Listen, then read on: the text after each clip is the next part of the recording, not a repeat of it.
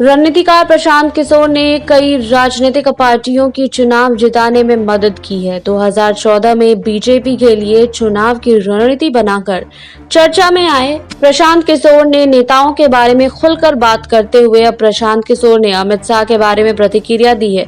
जी हां, प्रशांत किशोर ने बताया था कि जब मैं वापस पार्टी में आ रहा था तो नीतीश कुमार से अमित शाह की बात हुई थी, तो इसमें उन्होंने कोई आपत्ति नहीं जताई, लेकिन नीतीश भी कोई अमित शाह से पूछकर अपनी पार्टी में कोई फैसला थोड़े करते हैं। जी हां, आपको बता दें कि एक इंटरव्यू के दौरान जब प्रशांत किशोर से पूछा गया कि उन्होंने अमित शाह से क्या सीखा, तो उन्होंने कहा कि बहुत कर्मठ व्यक्ति हैं, मैंने बहुत लंबे समय तक उनके साथ काम नहीं किया है, लेकिन मैं समझता हूं कि पारंपरिक चुनाव लड़ने के तरीके को अमित शाह अच्छे से समझते हैं। कार्यकर्ताओं की और पार्टी संगठनात्मक चीजों की समझ उनकी अन्य नेताओं से बहुत बेहतर है।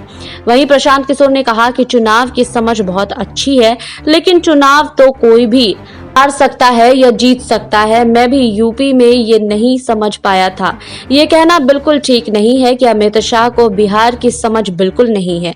प्रशांत किशोर ने इंटरव्यू के दौरान कहा था कि आम चुनाव के बाद बीजेपी से अलग होने के कारण के बारे में पूछा गया तो उन्होंने बताया कि 2014 के चुनाव से पहले नरेंद्र मोदी को एक संगठन बनाने के लिए कहा था जिसमें ज्यादा से ज्यादा युवाओं को जोड़ा जाए, और फिर समय भी बीत गया, मैंने अलग होने का फैसला किया।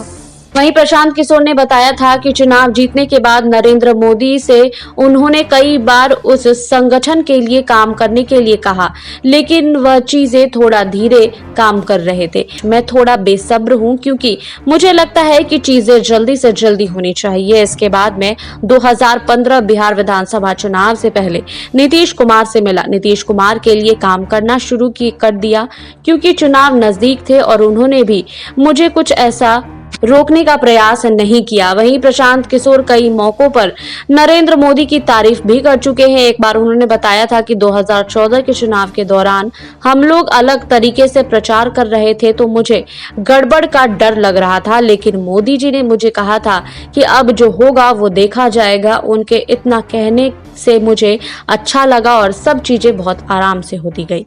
आपको हमारी रिपोर्ट कैसी लगी हमें कमेंट बॉक्स में लिखिए। बाकी और खबरों के लिए जुड़े रहिए SPN 9 न्यूज के साथ।